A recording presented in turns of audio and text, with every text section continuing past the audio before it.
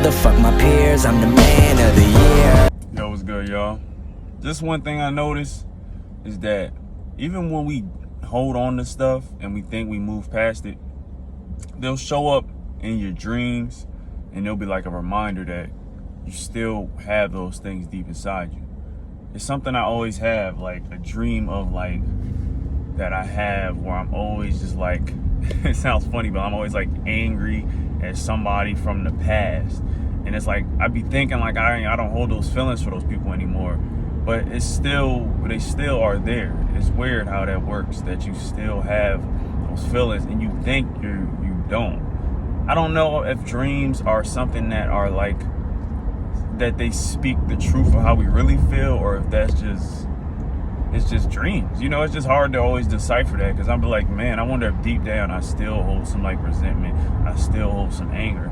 And I'm like, how do I remove it? Or is there a way to remove anger that's been held in for so long? It's just a weird like thin line, and it's just like something I always feel that you got to move forward from, because it's like you can't express those feelings all the time. You can't just be like, I don't want to feel this way, and you know, I'm ignored, because that's always been a person I've always been for a long time. I always try to like ignore the uglies of life, like the bad things of life.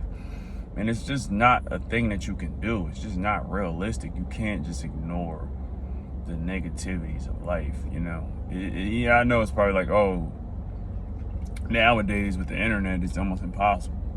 Which, yeah, it's true. Back then, it was impossible. I mean, it was very possible, because that's why they used to make all the movies about like, you know, the 80s school bullies and all of that, because it wasn't really seen. It was just like, that's the only time you've seen it. But other than that, they would just act like the world is perfect and, you know, there's nothing going on. You know, other than the news, everything else was just, it's perfect. You know, we're all in this fantasy world. There is no racism, there is no that, we're all cool. It wasn't true. And the truth is, going against the grain of dealing with those issues, it makes it worse. When you just ignore it and you just act like we're all just equal, and they just want to believe we're all just equal, you know, there is no problem for this, there is nothing there, and it's just not true, man. It's just not true. That's why you always have to attack those problems at the core. And for some, they might be like, okay, so how do I do that? For me, the most I can say that I have from my experience that have worked in attacking those things are understanding why you feel that way about those people or those situations. Once you fully understand why you feel that way, then you should try to put yourself in the position of the person, or in a sympathetic way of you. Like, you can be sympathetic to why you feel that way. You're like, okay, I have this resentment for this reason.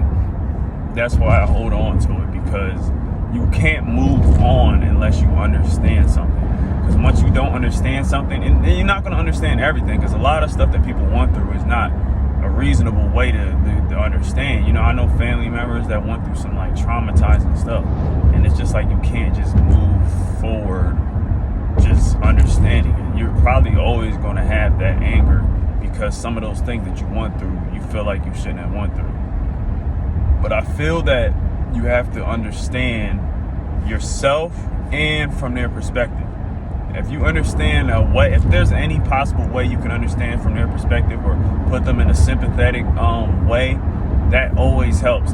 You know, that's a therapy a practice, where you put somebody in a sympathetic position. If it's somebody who is angry at you, like, okay, maybe they're angry because they're dealing with things in their life. And that always helps me, because I deal with a lot of angry people on a daily basis. And I always try to understand, why are they angry? So once you try to, you know, it doesn't have to be realistic, but it will help you move forward from those feelings. You can't just be like, man, I hate this person, man. I always hated this person growing up. They did this, they did that.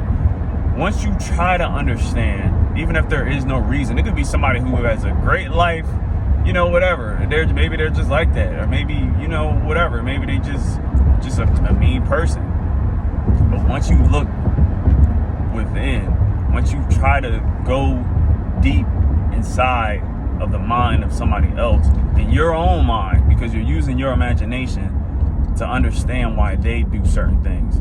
It will really help you get better at it. It will really help you to understand why people are the way they are, or why they treated you that certain way. It always is a great coping thing, you know. But for your own issues that you have feelings towards that, you should just look deep inside yourself and understand that maybe you should feel that way, and it's okay.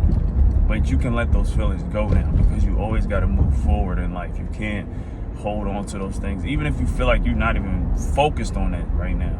You got to understand yourself. You got to understand why you feel that way, and that it's okay to move on from those feelings, because those feelings don't help you anymore. They don't serve you.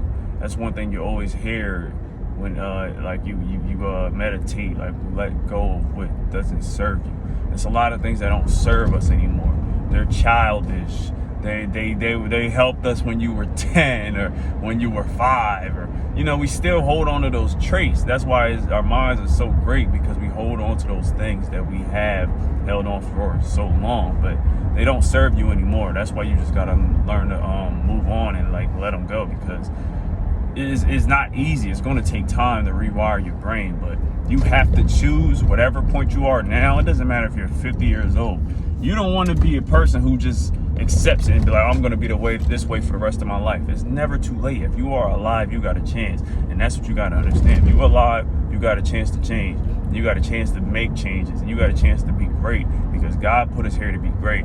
It's all about God. That's all we have to focus on, is the Lord. You don't have to worry about no distractions, worry about all the anger and the hate in the world. None of that stuff got nothing to do with you. As long as you stay positive, God gonna keep shining light on you, man. Stay focused.